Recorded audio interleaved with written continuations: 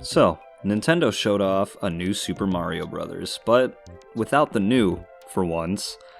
Nintendo's really been sticking to that for a while, haven't they? For a bit, Nintendo stuck to the new Super Mario Bros. Series title, and it started out on the DS, and in my opinion, the DS is the peak of new Super Mario Bros. It had new ideas, new bosses, it had everything. Like, even the graphics didn't really look like the Wii, and the tile sets felt really nice. But I felt like when going to Wii, everything kind of turned into like this PVC plastic glossy look, and it just looked awful. It just kind of made the new Super Mario Bros. Series look like not even a toy, but just very bland. It looked very generic, but it was supposed to be a new Super Mario Bros. For a new generation, and it did that well. But looking back on it, they really didn't need to make as many of them as they did.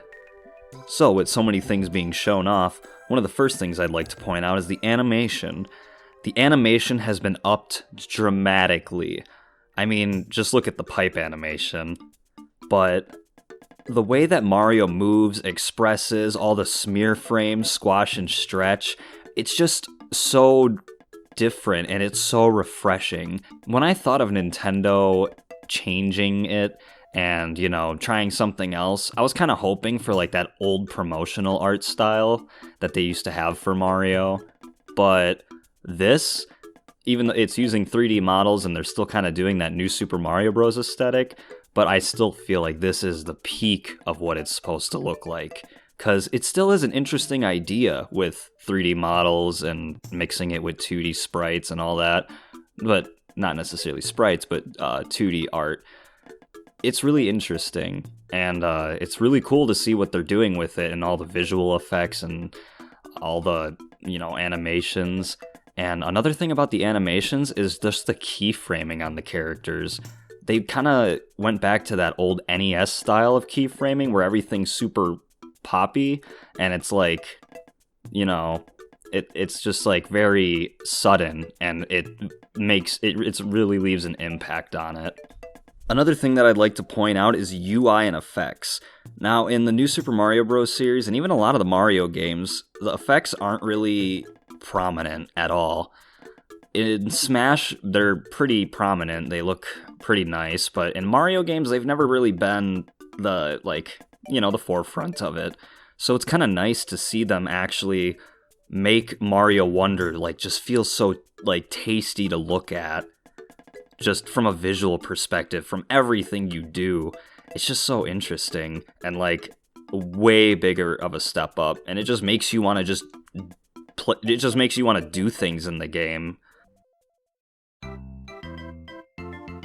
Nintendo always has to add some sort of gimmick when it comes to Mario games, and in this one is no different. They added the talking flower, which, I guess, it kind of fits. It kind of seems like something that would be from, Mario World.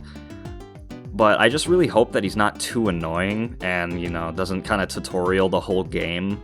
It is nice that, we're getting some difficulty stars that I could notice on the menu, so I'd assume that he's not going to be pushing your button the whole time, but it does feel like for a lot of, segments where you're forced into something that's kind of auto on rails, for instance, like the rolling section, he might be talking in that, or the Reznor section. The Reznors look so cute in this game. I love how they look. Or they might not even be Reznors, but if they're part of the same species, I love it all the same. And speaking of kind of forced things, I noticed that the elephant power-up seemed kind of specific, and I don't know if they plan on keeping it to Mario. Personally, I really don't think they'll keep it to Mario. That wouldn't make any sense. But I just hope that they're fun, like Donkey Kong Country, and you can lose them in the level, and they're not a necessity to beating the level. Because that was a problem with New Super Mario Bros. Wii that I kind of had, is the levels felt without it. But usually what a power-up's supposed to do is to do alternate paths. And I really like how it just kind of makes the level easier for you to play. Another thing that I'd like to mention is the purple coins. In Mario Odyssey, the purple coins were used for getting skins and stuff, and I know it's kind of weird, because Nintendo's really not... I don't know, they don't really do skins for 2D games that I've noticed. It just kind of would be weird for that to be skins. I can imagine that, like, the purple coins would be used for something like level unlocks, or, I don't know, maybe they hide a character behind it, or something like that, but what I'd really love is for them to hide alternate colors and skins behind it. That would be amazing. But actually, leading into that, the playable characters... the playable characters in this game is actually a pretty big roster compared to what we've had before, because in DS it was just Mario and Luigi, and then in Wii it was Mario, Luigi, and the two Toads, and I always found that kind of weird, like, why add the two Toads and then not even a red Toad? Why not just have the original lineup with Peach? But I guess they're saving Peach, so it wouldn't make sense, but I don't know. It could have just been video game logic.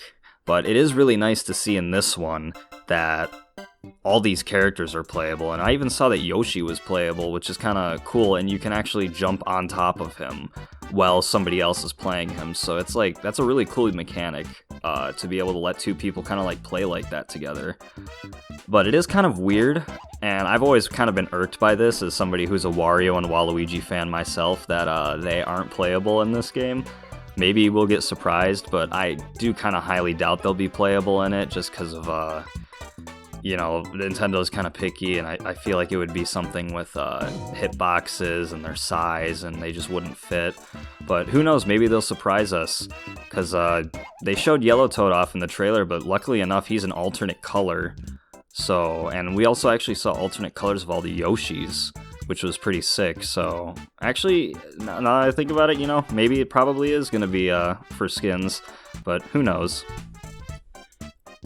And a couple more things that I'd like to mention before I wrap this up is the Wonder Seeds. The Wonder Seeds are seeming to be the replacement for Star Coins, but they also seem to be kind of like the end level thing, so I don't really know if they're both going to be secrets, or one of them you have to find and then the other one you just kind of get for level progression, and then you could do alternate routes and stuff like that. I'm not sure about that, but we also have the Wonder Flower, which completely changes levels. It kind of reminds me of Subcon from Mario 2, but it's pretty interesting how like everything that it does to the stage. I mean, it changes the purple coin counter, probably because they give you more.